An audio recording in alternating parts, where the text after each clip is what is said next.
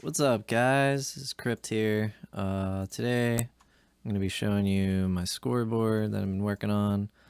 And as you can see, it's a fucking mess of crap.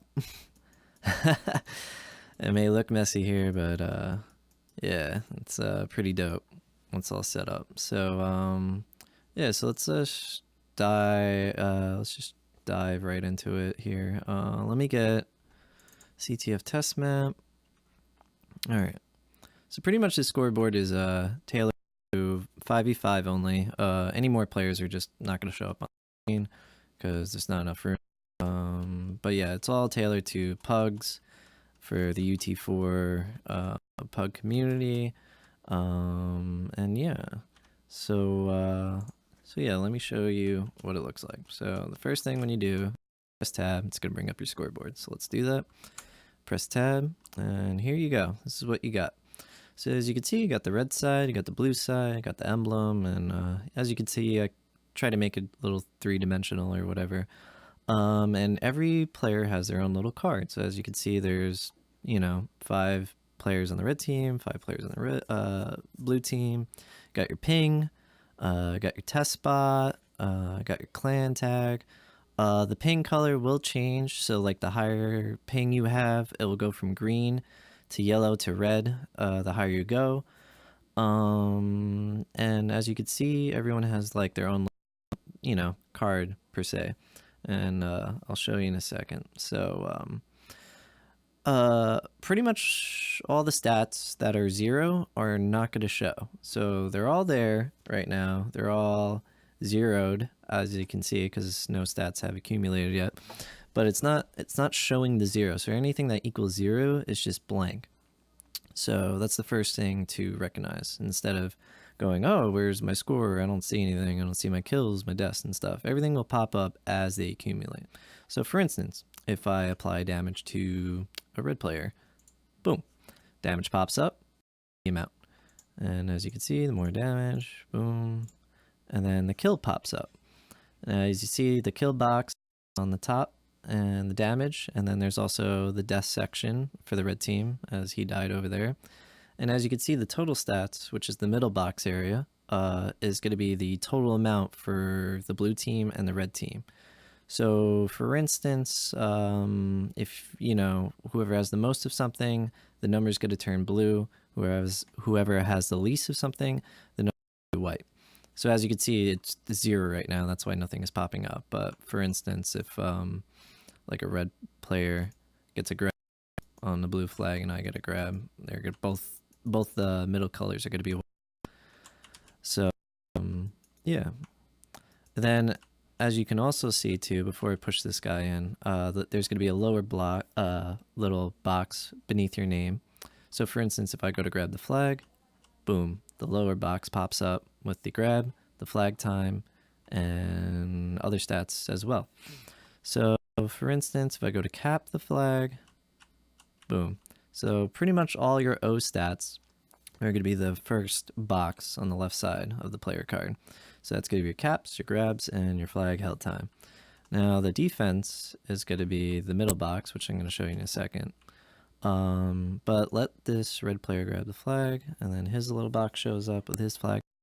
And as you can see in the text in the middle, it's white for time, and then blue because he has the most. It's going to change to white, and then to red. So it's an easy way to tell who has the most of something, who doesn't have the most of something. And yeah. So as we carry on stats, now let me just kill this bot that has the flag, and your D stats are going to pop up on my player card. So as I kill him, boom, got an EFC kill, and I'm going to go for the return, and returns pop up. So there you go, you got returns, got EFC kills, and all the other stuff. Now the last stat for defenders is kind of a mix for defenders and offenders. Let me just pass this flag off to my teammate. There we go, he has it. Now let me just knock bots back a little bit so they're in the field of view.